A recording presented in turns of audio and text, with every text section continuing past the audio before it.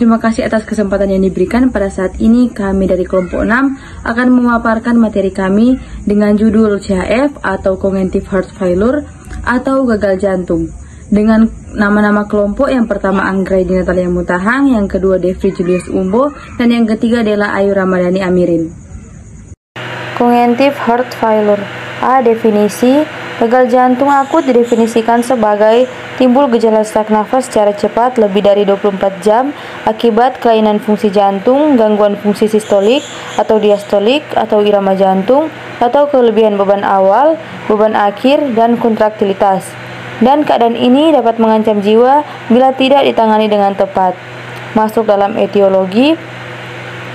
1. Faktor eksternal atau dari luar jantung, yaitu hipertensi renal, hipertiroid, dan anemia kronis dan berat. 2. Faktor internal atau dari dalam jantung. 3. Disfungsi katup, VSD, ACD, stenosis mitral, dan infusiensi mitral. D. Dismitrimia, atrial fibrilasi, ventricle fibrilasi, dan heart block. E. Kerusakan miokard, yaitu kardiomiopati, miokarditis, dan infrak miokard. F. Infeksi, yaitu endokarditis bakterial subakut.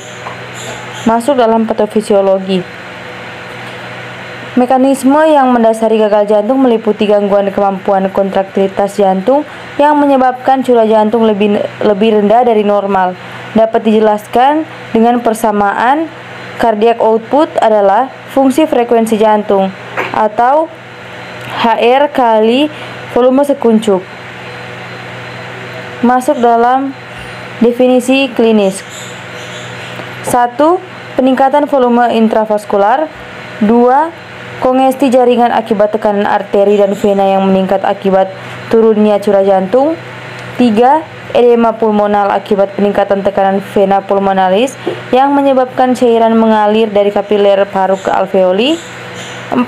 Edema perifer umum dan penambahan berat badan akibat peningkatan tekanan vena sistematik. 5. Pusing, kekacauan mental, keletihan, intoleransi jantung terhadap latihan dan suhu panas, ekstremitas dingin. 6. Sekresi aldosteron, retensi natrium dan cairan, serta peningkatan volume intravaskular akibat tekanan perfungsi ginjal yang menurun atau pelepasan renin ginjal. Selanjutnya ada klasifikasi. New York Heart Association atau NYHA membuat klasifikasi fungsional dalam 4 kelas. Kelas 1, bila pasien dapat melakukan aktivitas berat tanpa keluhan.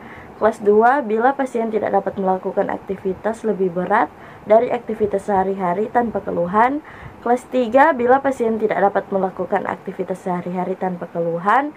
Dan kelas 4, bila pasien sama sekali tidak dapat melakukan aktivitas apapun dan harus tidak baring. Pemeriksaan penunjang CHF. 1. Hitung sel darah lengkap.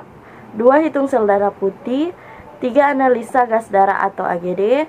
4. Fraksi lemak. 5. Serum kotekolamin.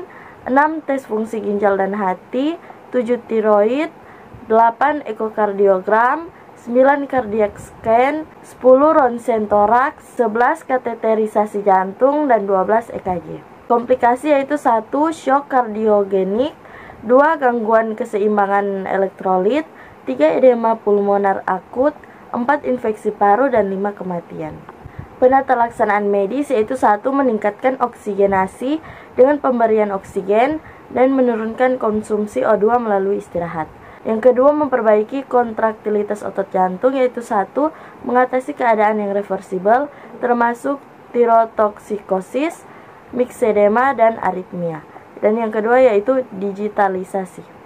Pengkajian keperawatan. 1. Airway, A. Sumbatan atau penumpukan sekret. B. Wheezing atau breathless. Yang kedua yaitu breathing. A. Sesak dengan aktivitas ringan atau istirahat. B. RR lebih dari 24 kali per menit. Irama reguler dangkal. C. Ronci atau creakless. D. Ekspansi dada tidak penuh. E. Penggunaan otot bantu nafas terdiri dari otot sela iga, otot leher, dan otot perut. Yang ketiga yaitu circulation. A. Nadi lemah atau tidak teratur. B. Takikardi. C. TD meningkat atau menurun, D. Edema, E. gelisah, dan F. akral dingin. Diagnosis keperawatan. Yang pertama, penurunan curah jantung berhubungan dengan perubahan irama jantung. Kriteria hasil: 1. Kerokatan nadi parifer meningkat. 2. Palpasi menurun. 3. Lelah menurun. 4. Endema menurun. 5. Dyspnea menurun. 6. Oliguran menurun. 7. Sianosis menurun. 8. Ortopnea menurun. Ke-9. Batuk menurun. Dan ke-10. Tekanan darah membaik. Observasi. Periksa onset atau pemicu aritmia. Monitor frekuensi dan curah aritmia. Monitor keluhan nyeri dada. Monitor respon hemodinamik akibat aritmia. Monitor saturasi oksigen. Terapeutik. Berikan lingkungan yang tenang. Pasang jalan nafas atau bantuan. Pasang aktivitas interna. Pasang monitor jantung. Rekam EKG 12/8. Periksa interval QT sebelum dan sesudah. Lakukan manuver falsafa. Lakukan meses karotis unilateral. Berikan oksigen yang sesuai indikasi. Siapkan pemasangan ICD. Edukasi, kolaborasi pemberian anti-aritmia, kolaborasi pemberian kardioversi, kolaborasi pemberian defibrilasi. Diagnosis kedua, toleransi aktivitas berhubungan dengan aritmia. Kriteria hasil: pertama, keluhan menurun. Kedua, dyspnea saat aktivitas menurun. Ketiga, dyspnea saat aktivitas. Keempat, perasaan lelah menurun. Kelima, frekuensi nadi menurun.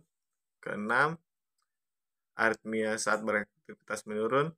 Ketujuh, aritmia setelah aktivitas menurun. Kedelapan, tekanan darah membaik. Kesembilan, EKG eksimia membaik. Dan ke-10, sianosis menurun. Observasi, identifikasi defisit tingkat aktivitas. Identifikasi kemampuan berpartisipasi dalam aktivitas tertentu. Identifikasi sumber daya untuk aktivitas yang diinginkan. Monitor respon emosional, fisik, sosial, dan spiritual terhadap aktivitas. Terapeutik, fasilitasi fokus pada kemampuan, bukan defisit yang dialami. Sepakati komitmen yang untuk dilakukan frekuensi tentang aktivitas.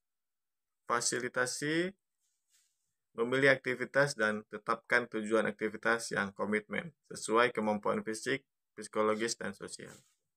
Koordinasikan pemilihan aktivitas sesuai dengan usia. Fasilitasi pasien dan keluarga memantau kemajuannya sendiri untuk mencapai tujuan. Jadwalkan aktivitas rutinitas sehari-hari. Berikan penguatan positif atas partisipasi dalam aktivitas. Edukasi, jelaskan metode aktivitas fisik sehari-hari. Ajarkan cara melakukan aktivitas yang baik. Anjurkan melakukan aktivitas fisik, sosial, spiritual, dan kognitif dalam menjaga fungsi dan kesehatan. Anjurkan terlibat dalam aktivitas kelompok atau terapi. Anjurkan keluarga untuk memberi penguatan positif partisipasi dalam aktivitas. Kolaborasi dengan terapi okupasi dalam merencanakan dan memonitor program aktivitas. Rujuk pada pusat program aktivitas.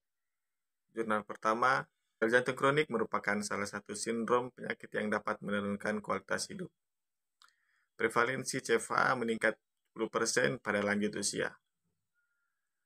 Perbedaan kualitas hidup dapat terjadi pada ras yang berbeda. Tujuan penelitian ini adalah untuk mengetahui gambaran kualitas hidup dan faktor-faktor yang mempengaruhi kualitas hidup pada pasien gagal jantung di Politeknik Jantung RUSP Dr. Sarjito, Yogyakarta.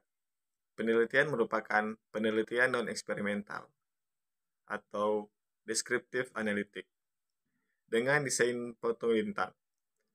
Pengumpulan data dilakukan pada bulan Januari sampai bulan April 2015. Dengan metode Cognitive Sampling, kualitas hidup pasien akan dinilai menggunakan kuesioner, Minnesota Living, Heart Value, dan kuesioner Moresky Medication Adherence Scale untuk memenuhi nilai kepatuhan. Hasil penelitian menunjukkan bahwa nilai rata-rata skor total MLHF pada dimensi fisik adalah 16,728,68 dan pada dimensi sosial emosional adalah 5,363,26. Perempuan dengan CHF memiliki tingkat emosional yang lebih baik dibandingkan laki-laki. Jurnal kedua, studi kasus ini bertujuan untuk menerapkan perubahan posisi untuk meningkatkan saturasi oksigen dan menurunkan laju pernafasan pada asuhan keperawatan.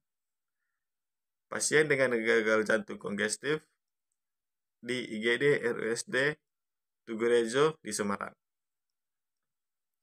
Studi kasus ini menggunakan metode deskriptif dengan pendekatan proses jiwa. Subjek kasus studi adalah pasien dengan CHF.